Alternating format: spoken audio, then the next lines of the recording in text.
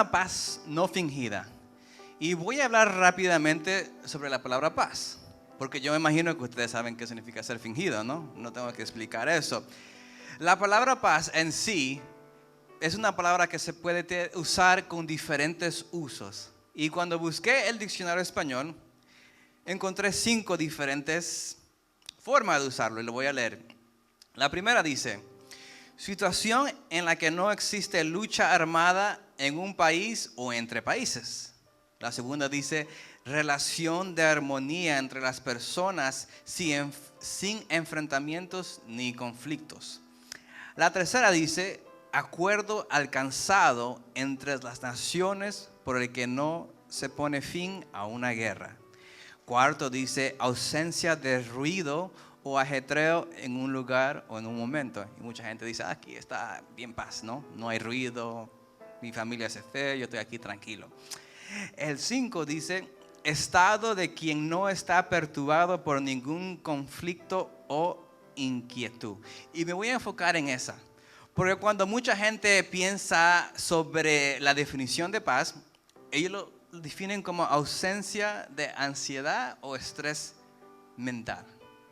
Y quiero enfocarme en esa área de lo que nos quita la paz. Y una de las cosas que nos quita la paz es la ansiedad, el estrés mental. Y voy a leer de la NTV, y le puse la Reina Valera también para los que les gustan la Reina Valera. Pero la NTV dice así: no se preocupen por nada. En cambio, oren por todo. Díganle a Dios lo que necesitan y denle gracias por todo lo que Él ha hecho. Así experimentarán la paz de Dios que supera todo lo que podemos entender. La paz de Dios cuidará su corazón y mente mientras vivan en Cristo Jesús. Entonces, la palabra preocupación en la Reina Valera le dice afanoso. Y afanoso es lo mismo, preocupación. Y usted puede decir: bueno, Fernando, tú vives en Estados Unidos. ¿Qué tú me vas a decir de preocupación? Y antes de hablar un poquito de eso, quiero hablar del escritor que escribió esta carta a los filipenses. ¿Quién sabe el escritor de esta carta? Pablo, ¿no? ¿Y usted sabe en la situación que estaba Pablo cuando escribió esta carta? Estaba en la cárcel. La cárcel en ese tiempo no es como la cárcel hoy día. Yo sé que Bukele construyó una nueva cárcel, y comparada con esa cárcel como en el tiempo donde estaba Pablo, es como una cárcel de 5 estrellas. En ese tiempo, la cárcel estaba abarrotada, había muchos prisioneros, era como un espacio pequeño y era como para 7 personas y habían como 50 personas en ese espacio.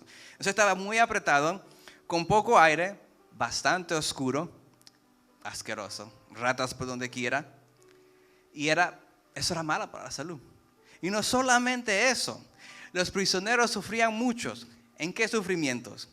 Eran maltratados, eran psicológicamente, le decían malas palabras, le decían cosas. Y póngase a pensar, Pablo, apóstol, un apóstol en la cárcel, en esa situación.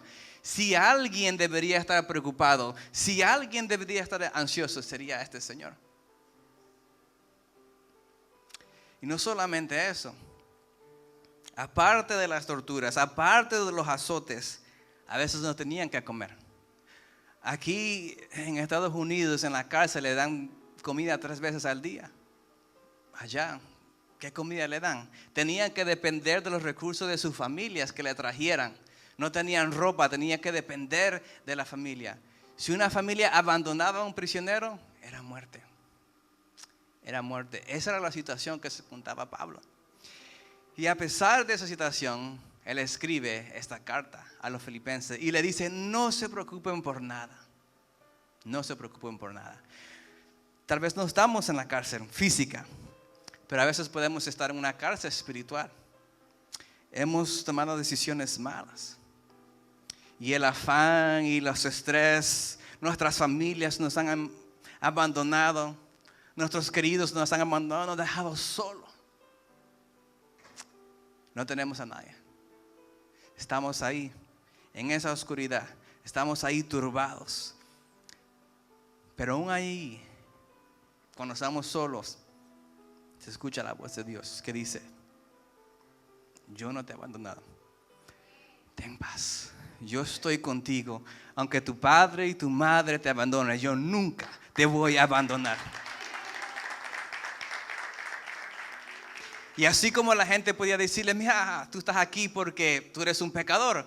¿A dónde está tu Dios que tú predicabas? Tú estás en esa situación porque tú eres un malhechor.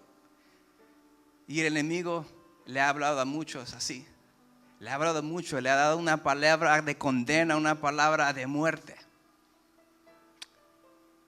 Pero quiero decirte en este momento que eleves tu mente, cambie tu forma de pensar y mire arriba, mire a quien está a tu lado. Olvídate de todas esas voces negativas, olvídate de lo que te han dicho en el pasado y pon tu mirada en Dios. ¿Se entendieron un poquito el contexto de Filipenses, de quién escribió la carta? Quiero hablar un poquito más. Filipenses, ¿usted sabe dónde está esa región? En Macedonia. Si ustedes quieren saber un poquito, yo les voy a dar los versículos. En Hechos 16, del 11 a 34, Pablo va a Macedonia. Y es en Macedonia que ustedes han escuchado la canción de Pablo y Silas. Eso pasa ahí. Pablo y Silas están en la cárcel, comienzan a orar en la medianoche. ¿Qué pasa? ¿Qué pasa cuando comienzan a adorar a la medianoche? Cuando Pablo y Silas comienzan a adorar. ¿Alguien se acuerda? ¿Qué pasa? Se rompen las cadenas, hay un terremoto y alguien es salvado. Eso es el contexto donde esta iglesia fue impactada por ese movimiento. 11 años después, Pablo escribe de una carta. Y yo me imagino que los cristianos tal vez se pongan a pensar: pero Pablo, ¿qué pasa? La primera vez tú estabas orando, tú estabas como Pablo y Silas estaban ahí arrodillados y Dios te salvó milagrosamente. Pero ahora estás aquí. ¿Qué pasó? ¿No has orado mucho? ¿No has sido como Pablo y Silas a la medianoche orado? ¿Qué pasa? ¿Por qué no estás libre? Y esa vez cuando nos enfocamos, y me encanta esa, me encanta la prédica, me encanta la enseñanza de orar y todo eso, pero nos olvidamos el enfoque de lo que Dios estaba haciendo.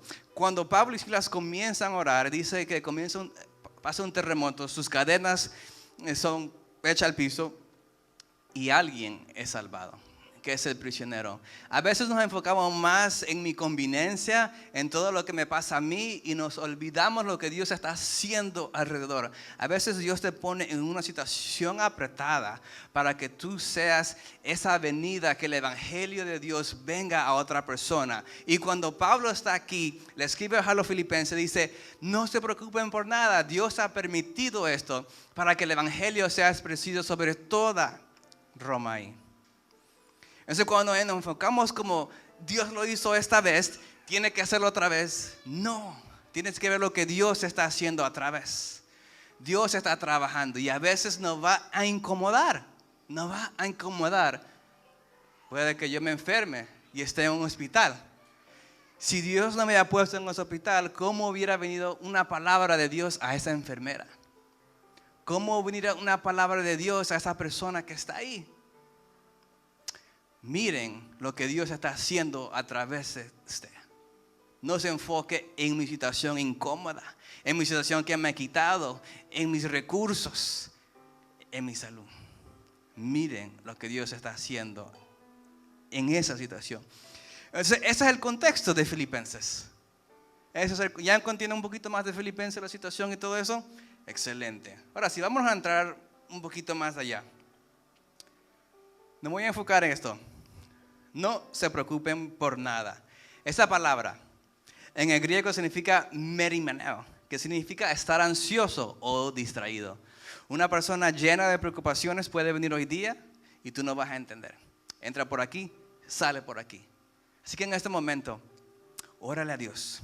Si yo estoy ahorita en este momento preocupado, Señor, déjame entender esta palabra. Que yo pueda escuchar tu voz.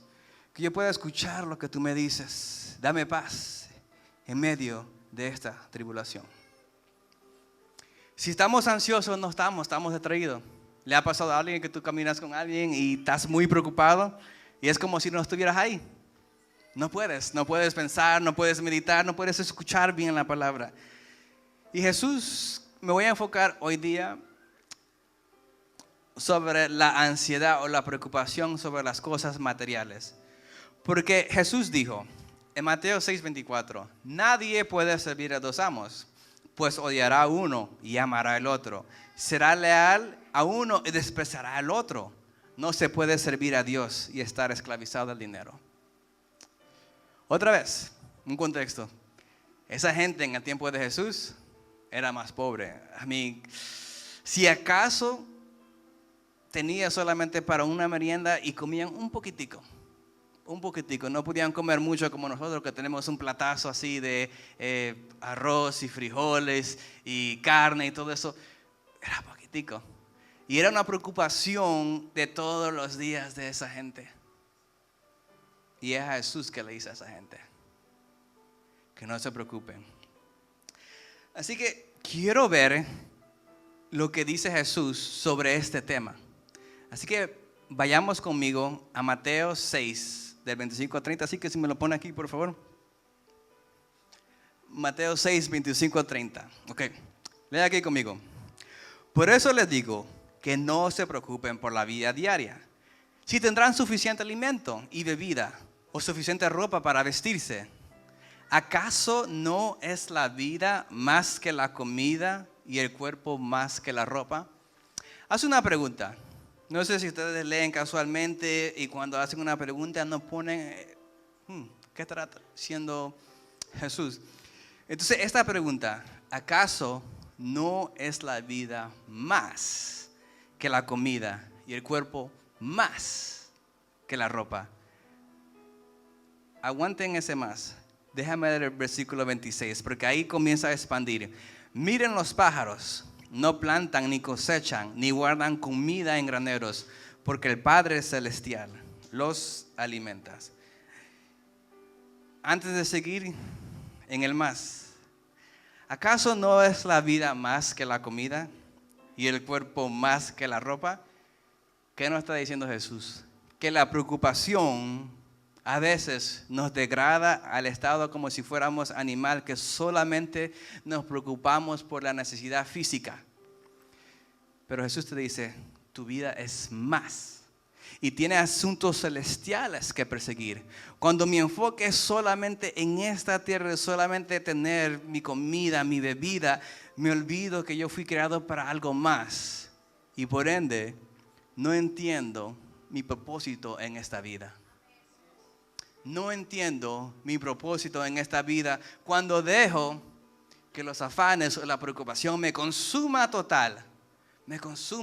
Y es normal, no puede venir en un momento. Estoy seguro que a mi suegro le va a venir cuando le venga la factura de electricidad. ¿Qué es esto? Pero nos puede suceder, pero lo que está diciendo Jesús es que no te consuma, que tú no puedes vivir, que tú no puedes dormir, que te llenas de estrés y te olvidas del propósito de Dios. Que tú fuiste creado para algo más de lo que tú ves aquí, algo más. Versículo 26 otra vez. Él hace otra pregunta. ¿Y no son ustedes para Él mucho más valiosos que ellos? Repito, ¿y no son ustedes para Él mucho más valiosos que ellos? ¿Qué significa eso? ¿Qué me está diciendo Jesús sobre eso? A veces la preocupación por las cosas materiales está arraigada en una comprensión de que no entiendo mi valor ante Dios. No comprendo cuánto Él me ama y cuánto Él me cuida. ¿En qué puedo decir eso? Cuando dejo que los afanes, cuando dejo que la preocupación me consuma, no puedo comprender mi valor ante Dios. Eres valioso para Dios, eres valiosa para Dios. Dios te creó a su imagen y te ama sin límites ni condiciones. Eres su precioso hijo y hija. Dios te valora tanto que envió a su Hijo Jesucristo para morir para ti y por mí en una cruz. No comprender mi valor ante Dios se me pierde cuando estoy totalmente en ese modo de afán, en ese modo de preocupación. ¿Qué más podemos decir? ¿Qué más nos perdemos del enfoque? Vamos a seguir leyendo a Mateo. ¿Qué nos dice Jesús? El 27. ¿Acaso con todas sus preocupaciones pueden añadir un solo momento a su vida? Repito, ¿acaso con todas sus preocupaciones pueden añadir un momento en su vida? ¿Y qué significa añadir? Simple, que yo no estoy en control. Cuando no vemos, la preocupación nos deja saber que no podemos lograr nada. Ha pasado momentos que tú estás toda la noche preocupado, ¿cómo puedo hacer eso? Y en vez de añadir a nuestras vidas, nos comenzamos a restar. Porque el estrés es un gran contribuidor a la enfermedad y la mala salud. Eso es lo que hace las preocupaciones. Te comienza a dar estrés y no puedes dormir. Te comienza a doler el corazón. Te comienza a dar migrañas. Y si tú comienzas dándole en eso, vas a tener una muy mala salud. Entonces estoy viendo que Jesús me está advirtiendo de muchas cosas que es para mi bien. Tal vez mucha gente dice, oh no, es que Jesús es muy fuerte, o que Jesús es, no sé, no es chévere. Pero Él sí quiere lo mejor para mí. Cuando ustedes ven eso, Él quiere lo mejor para mí. Y tú no puedes añadir un momento más en tu vida. Así que, ¿qué puedo decir de esto? Cuando dejo que me consuma, no puedo comprender la soberanía de Dios. Que Dios tiene en control. ¿Y para qué preocuparme? ¿Por qué preocuparme? Seguimos leyendo en Mateo. ¿Qué más dice? Ya estábamos en el 27. Ok. ¿Acaso todas sus preocupaciones pueden añadir un solo momento en su vida? 28. ¿Y por qué preocuparse por la ropa?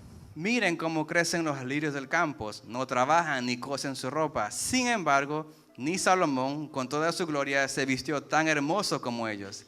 Si Dios cuida de manera tan maravillosa las flores silvestres que hoy están y mañana se echan al fuego, tengan por seguro que cuidará de ustedes. ¿Por qué tienen tan poca fe? Dos preguntas.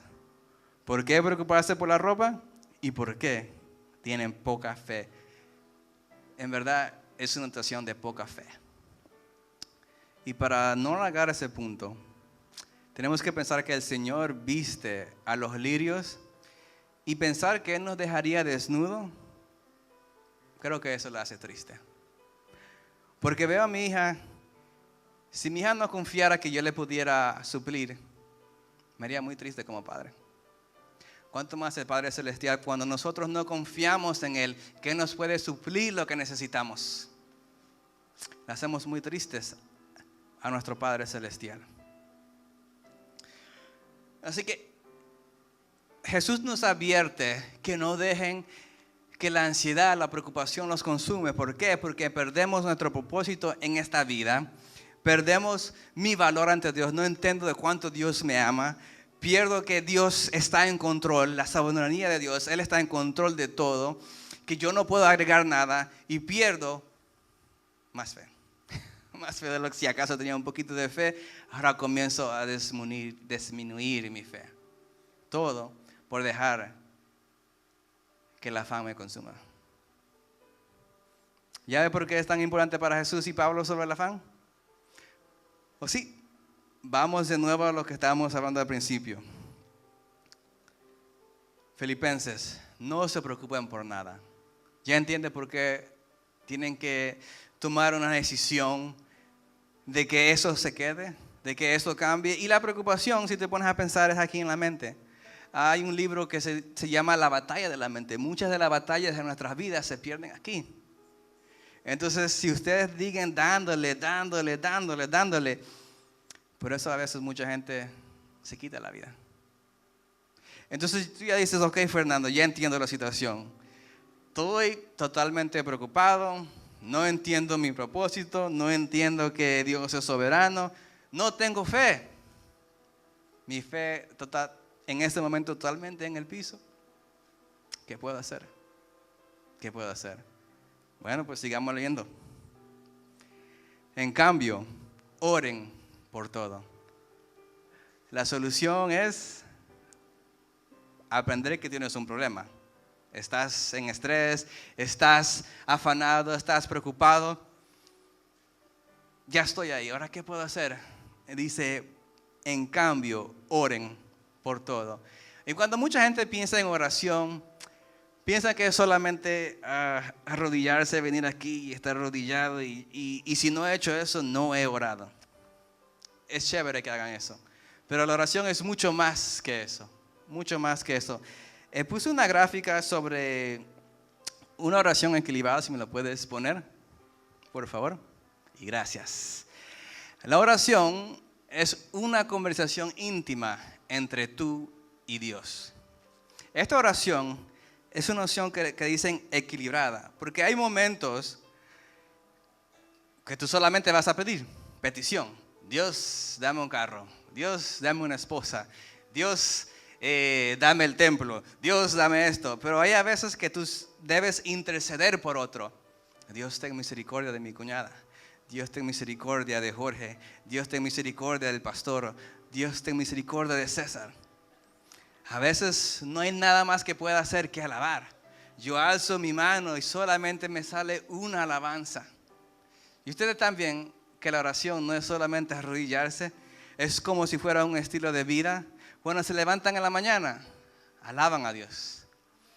Cuando se levantan en la mañana, gracias a Dios, acción de gracias. Gracias a Dios por mi esposa, gracias a Dios por este lugar, gracias a Dios por proveer un nuevo lugar. Están orando a Dios.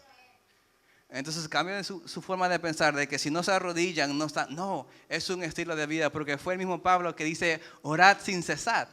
No orad sin César. No, César. Orar sin cesar. Entonces cuando tú oras sin cesar, tú puedes estar donde tú quieras, en tu trabajo, en la escuela, en el supermercado, aquí en tu mente. Dios, gracias. Dios cuida a esta persona. Dios bendice a esta persona. Dios cuida de mi negocio. Dios ábrele puerta al pastor. Dios provéele una familia para esta persona. Y así, hagan un hábito. Porque si ustedes no comienzan a ponerlo en práctica, de nada sirve. Bueno, sí ayuda que vengan los domingos y alguien ore por ti. Pero tú también tienes que poner tu parte. Tienes que poner en práctica esto. Que la oración sea un estilo de vida. Cuando te levantes, cuando vayas a comer, cuando te acuestes. Oración. Entonces ya entiende que oración no es solamente arrodillarse.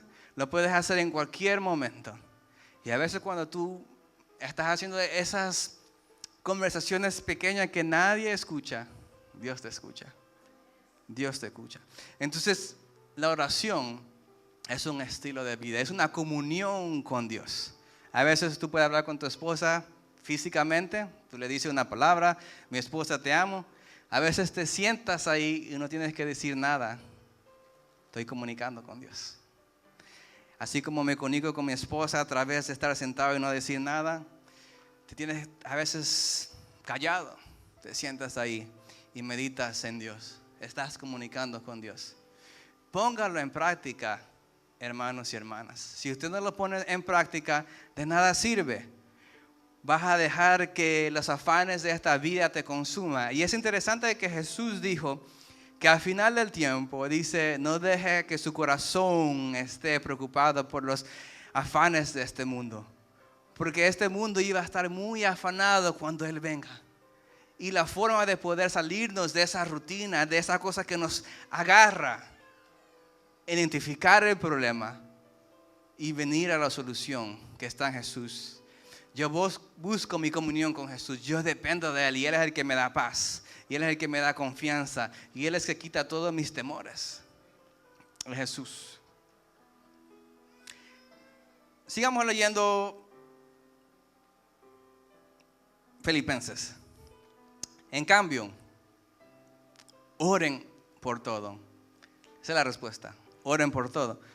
Pero como yo le dije, no solamente la oración es solamente tú de pedir. Mira lo que dice aquí el siguiente. Díganle a Dios lo que necesitan y denle gracias por todo lo que Él ha hecho. En esa gramática, lo que está diciendo es, de darle gracias es el pasado. ¿Qué pasa si tú le das a tu hijo todo? Mi hija me pide por, no sé, un Nintendo, me pide por esto, me pide por esto. Y nunca toma un tiempo para dar gracias. ¿Qué tipo de hijo tú están creciendo? Nosotros también. Dios, dame esto. No tomó un momento para darle gracias. Nos convertimos en esos mismos hijos que no somos agradecidos por lo que Dios nos da. Tome un momento para ver lo que Dios ha hecho en su vida.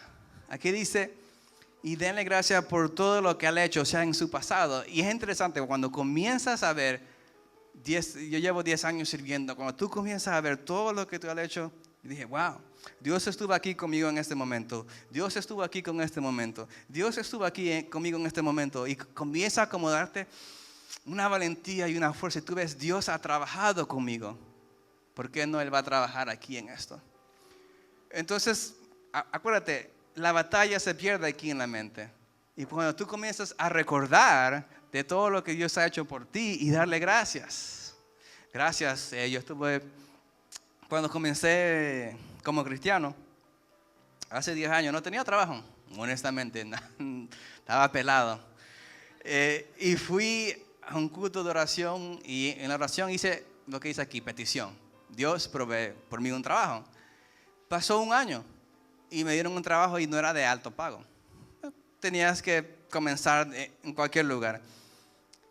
Cuando Dios le abre la puerta, no importa quién pequeño sea, aprovéchala, valórala, porque a veces nosotros queremos entrar de grande, pero a veces hay que comenzar de abajo. Conseguí ese trabajo y pues no pagaba mucho.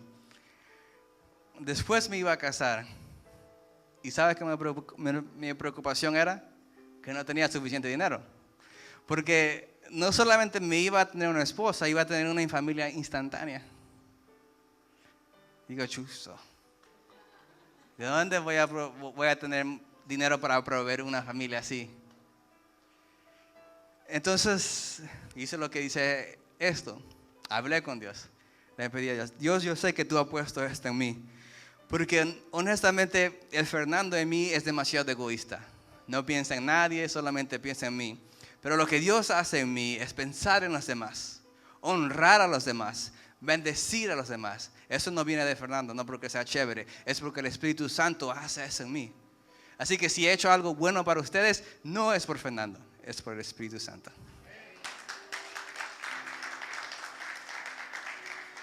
Entonces le pedí, Dios, voy a tener una familia instantánea. Yo sé que tú has puesto esto en mí, pero tú tienes que apoyarme. No sé cómo voy a hacer. Bueno, pues el día que nos casamos mi esposa y yo fue durante la pandemia, ¿no? Todo estaba cerrado y honestamente quería hacer algo chévere aquí en Colombia, pero no se pudo. Pasó la pandemia y toda la familia de ella estaba por Zoom y era solamente 13 personas, algo pequeño. Y fue bueno porque solamente en ese momento tenía $50, que viene siendo 200,000 pesos. Imagínate una boda de 200,000 pesos. Pero fue algo precioso. Dios estaba ahí. Mi esposa estaba feliz. Dios estaba feliz. Y ya cuando nos casamos, poco a poco, sí estaba un poquito apretado, pero Dios comenzó a abrir las puertas en otro trabajo, en otras maneras de recibir dinero. Y fue, ¿por qué? Primero, obedecí a Dios. Sabía que Dios me había puesto esto en mí, en mi corazón. Le pedí a Él. Y Él comenzó poco a poco a abrir las puertas. Acuérdense que eso no pasa de noche a la mañana. Y a veces cuando alguien está muy bien, ustedes lo critican, digan, mira ese pastor, mira esa persona que tiene todo eso bonito, pero ustedes no saben la trayectoria que tomó para llegar a ese punto. Hay que obedecer, hay que seguirle a Él, hay que confiar en Él. Y bueno, pues he visto a través de estos años de que he puesto mi confianza, he estado con mi esposa, de cómo Dios nos ha suplido. nos ha suplido. Y ahora también pongan en oración que estamos planeando tener un nuevo hijo. Y honestamente esta vez estoy tranquilo, estoy en paz. Porque como le dije, me comienzo a recordar de lo pasado, de cómo Dios fue fiel aquí, fue fiel aquí, fue fiel aquí, ¿de qué tengo que preocuparme? Él va a ser fiel y comienzo a darle gracias. Cuando ustedes comienzan a hacer eso, sus problemas, su mente se comienza a aclarar. Póngalo en práctica. Póngalo en práctica. Pero lo más interesante es que cuando pongo eso en práctica, le pido a Dios en oración, le doy gracias. Mira lo que dice el 7. Esto es interesante. Así. Después que identifico mi problema, después que voy a Él, así experimentará la paz de Dios que supera todo lo que podemos entender. Podemos ponerlo de esta manera. Una persona que está falta de paz, está falta de oración. ¿Qué tanto está tu vida de intimidad con Dios? ¿Lo buscas a Él diario? ¿O solamente los domingos aquí cuando viene tal vez 1 hora? ¿Cuánto estamos aquí? 2 horas. Eso no es suficiente. Tienes que buscarlo diario. Tienes que hacer esto un estilo de tu vida todos los días. Y Dios me estaba confrontando a mí. Y tal vez le confronto a ustedes. A veces en la mañana me levantaba, en vez de darle gracias a Dios, cojo mi teléfono y quiero ver lo de fútbol. Estoy en el lonche, en vez de darle gracias a Dios, cojo mi teléfono y veo lo de fútbol. Y no es que el fútbol sea malo, pero comienzo a poner el fútbol como encima de mis prioridades de Dios. Y Fernando me dice a mí, Fernando, ¿tú amas al fútbol más que a mí? ¿El fútbol te da más propósito que a mí? ¿El gozo en el fútbol es más de lo que yo te pueda dar? Y comenzamos a ser ídolos de algo. Para mí fue el fútbol. Para usted puede hacer, ponga lo que sea, su trabajo. A veces la familia se convierte como un ídolo y comienza a robar nuestro tiempo de Dios. Comienza a saber cuáles son tus prioridades. Porque no es que descuides a tu familia, no es que descuides tu trabajo, no es que no vayas y disfrutas fútbol, pero que no sea eso todo lo que tú vives. No sea eso que todo lo que tú afanes. Si debe haber un afán es que la presencia de Dios nunca me abandone, que yo esté cerca de Él, que ese sea mi miedo, que Dios se aleje de mí. Haga eso su meta. Así experimentará la paz de Dios, que supera todo lo que podemos entender. Y hay un beneficio. ¿Ustedes no sabían que cuando sirven a Dios hay beneficios? Nosotros no lo seguimos por los panes y los peces, que lo amemos solamente por lo que Él es. Pero lo bueno es que Él no es un Dios malo, no es un Dios mezquino. Él te da beneficios. La paz de Dios cuidará su corazón y su mente mientras vivan en Cristo Jesús. ¿Quieres cuidar tu corazón? Aquí está. Aparta un poco la preocupación, aparta un poco los afanes, ciérrate con Dios solo, busca a Dios, confía en Él y va a hacer eso, que comienza a cambiar en tu corazón y en tu mente. Lo que para ti era imposible, tú comienzas a ver el Dios de lo imposible. Para lo que tú no podías, tú ves una puerta. Para lo que tú estabas buscando, tú ves que Dios te da una sabiduría para un trabajo. Para lo que tú necesitabas, Dios te provee. Y Dios puede usar diferentes avenidas de proveer. Si Él quiere, puede hacer que caiga oro del cielo. Pero Él usa personas. Él usa personas que te bendicen, que te dan una mano. Y quiero que entiendan eso, que ustedes son un vaso que Dios usa para bendecir a los demás. No deje que el enemigo, como cristianos podemos dejar que el enemigo nos pare de bendecir a alguien. Porque póngase a pensar, si los amigos de Pablo lo hubieran abandonado ahí en esa cárcel, le habrían dicho, tú estás ahí y Dios no te ha ayudado porque, no sé, tú estás en pecado. Así como hicieron los amigos de Job, que le echaron la culpa a Job y que sus hijos pecaron. Comenzamos a criticar, comenzamos a murmurar, pero no ayudamos en nada. Somos pura labia, pura hablar, pero dejamos al otro hundido, dejamos al otro en la cárcel, pero Dios no hace eso. ¿Quieres imitar a Dios? Haz lo que Dios hace. Sé compasivo con los demás. Sé misericordioso con los demás. Perdona a los que te hayan herido. Bendice a los que te odian. Ama a tus enemigos. Honra a tu padre y a tu madre. Bendícelo. Bendice a tus líderes. ¿Qué más podemos decir? Guarda mi mente y mi corazón. Sobre todo, mana la vida, guarda tu corazón. ¿Cuál es ese versículo? ¿El que se lo sabe? De mana la vida. ¿Y cómo puedo guardar mi corazón? Que la paz de Dios abunde en mi corazón y comience a guardar. Aquí es donde comienzo a atesorar todas las malas palabras, todos los momentos, todos los fracasos. Y comienzo a olvidarme que yo soy un hijo de Dios. Comienzo a olvidarme que no tengo propósito. Comienzo a olvidarme que no tengo valor. Comienzo a olvidarme y ya no tengo fe. Bota eso. Espera en Jehová. Búscalo a Él. Ora a Él. Que Él sea tu deseo más mayor en esta vida. Y para terminar, seguimos leyendo lo que decía Jesús en el 31. Mateo 6, 31. Así que, ya cuando le dije todo eso, Jesús dice así, que no se preocupen por todo eso diciendo qué comeremos, qué beberemos, qué ropa nos pondremos. Esas cosas dominan el pensamiento de los incrédulos. Usted es más que un incrédulo. Usted es un hijo y una hija de Dios.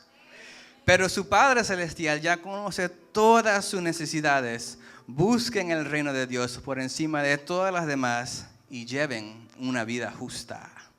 Y Él les dará lo que necesitan. Amén.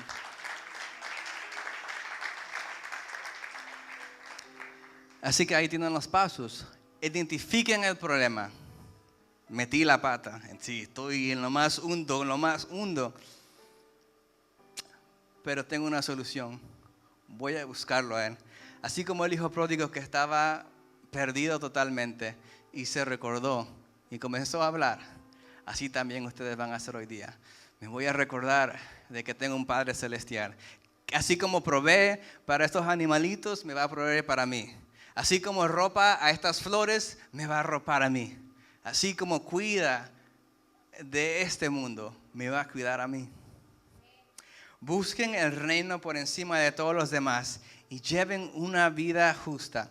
Jesús no solamente le dijo que no se afanaran, les dijo que reemplazaran el afán por una preocupación por el reino de Dios.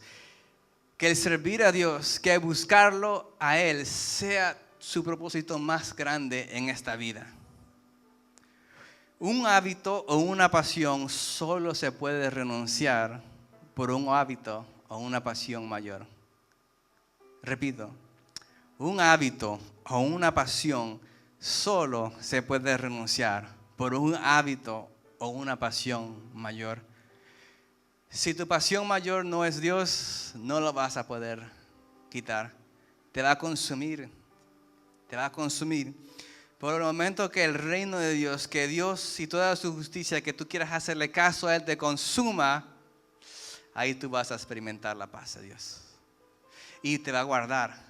Y no solamente así a ti, pero cuando quiera que tú vayas en la situación, así como Pablo, él puede ver su situación. Yo estoy en una cárcel, pero Dios lo ha usado esto para, bueno, donde quiera que tú vayas, si Dios te pone en un hospital, si Dios te pone aquí, si Dios te deja lejos de tu familia, tú vas a decir, Dios me trajo ahí para bendecir a alguien más, para hablar del evangelio, para traer luz en los medios de las tinieblas. Y comienzas a ver diferentes. Eso es, eleva tu mente a las cosas celestiales. Deja que lo terrenal que te estaba arraigando aquí comience a subir y poner su mirada en Jesús, en cuanto Él te ama, en cuanto Él te cuida y en cuanto Él tiene el control. Así que termino con una oración para ustedes y para mí, porque esta predica en sí es más para mí. Dios me ha hablado frecuentemente sobre esto y Él me dice, Fernando, confía en mí. ¿Qué pasa si te quito tu familia? ¿Vas a confiar en mí? ¿Qué pasa si te quito tu trabajo? ¿Vas a confiar en mí? ¿Qué pasa si te quito tu salud? ¿Vas a confiar en mí? Que sea como Job dice, aunque Él me mate, voy a confiar en Él. No importa lo que yo vea, no importa si todo se cae, no importa si todo el mundo me da la espalda, pero voy a confiar en Él.